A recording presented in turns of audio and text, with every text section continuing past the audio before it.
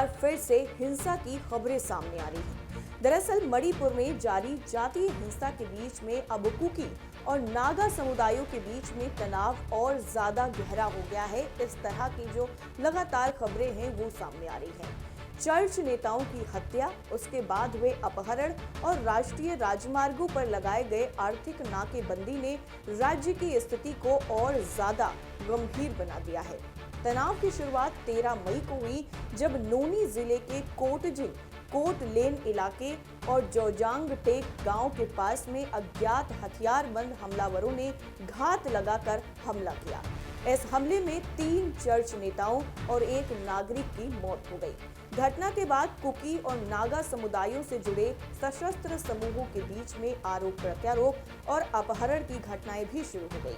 अधिकारियों के मुताबिक उसी दिन कांग, कोपकी और सेनापति जिलों से 38 से ज्यादा लोगों का अपहरण किया गया। इनमें कुकी और लियांगमाई नागा समुदाय के लोग शामिल थे।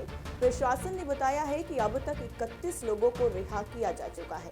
इसमें कोनसाखुल गांव की 12 नागा महिलाएं, कांगपोकपी जिले के 16 कुकी नागरिक और 2 सेल्सियस ब्रदर्स शामिल हैं। हालांकि 6 नागा पुरुष अब भी लापता हैं और उन्हें बंधक बनाए जाने की आशंका भी जताई जा रही है।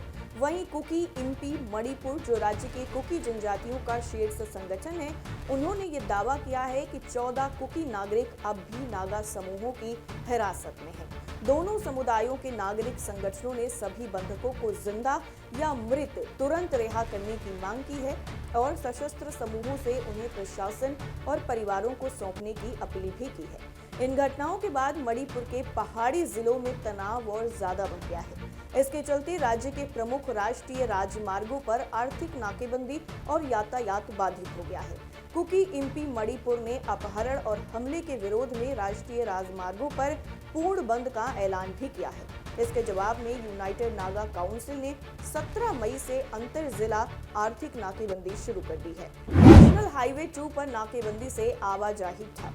इसके साथ ही आपको बता दें कि नाकेबंदी की वजह से नेशनल हाईवे 2 यानी NH2 पर सैकड़ों ट्रक, यात्री बसें और बाकी वाहन फंसे हुए हैं, जिससे ड्राइवरों, व्यापारियों और यात्रियों को भारी परेशानी का सामना भी करना पड़ रहा है। स्थिति बिगड़ने के बीच में मणिपुर के मुख्यमंत्री वाई खेमचंद सिंह ने लोगों से बंद और नाकेबंदी से बचने की अपील की है। इम्फाल वेस्ट जिले के अखाम माखा लिकाई में बीते शुक्रवार को एक पुल के उद्घाटन के दौरान उन्होंने कहा कि ऐसे विरोध प्रदर्शनों का सबसे ज्यादा असर दिहाड़ी मजदूरों और आम नागरिकों पर पड़ता है। मुख्यमंत्री ने यह भी कहा कि सरकार के खिलाफ गुस्से में किए गए बंद और नाकेबंदी से आम लोगों को ही कठिनाई होती है।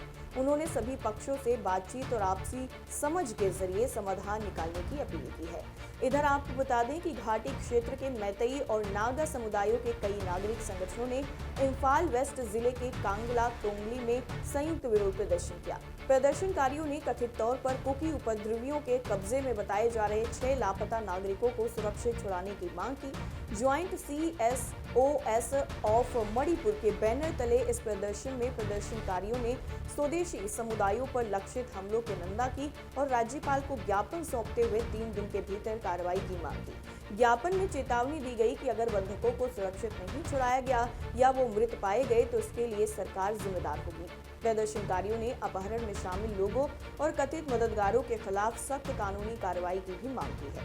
प्रदर्शनकारियों ने कुकी नेशनल फ्रंट प्रेसिडेंशियल उग्रवादी संगठन के साथ हुए समझौते को रद्द करने, उग्रवाद प्रभावित इलाकों में सुरक्षा अभियान तेज करने और उप मुख्यमंत्री नेमचा किपगेन के इस्तीफे की भी मांग उठाई है। प्रदर्शन के दौरान मखान कांगला तोंगली नागा फोरम के अध्यक्ष जूरिस्ट अबोन माई ने इस घटना को पहले से सुनियोजित हमला और अपहरण बताया है और कुकी उपद्रवियों पर स्वदेशी समुदायों को निशाना बनाने का भी आरोप लगाया है।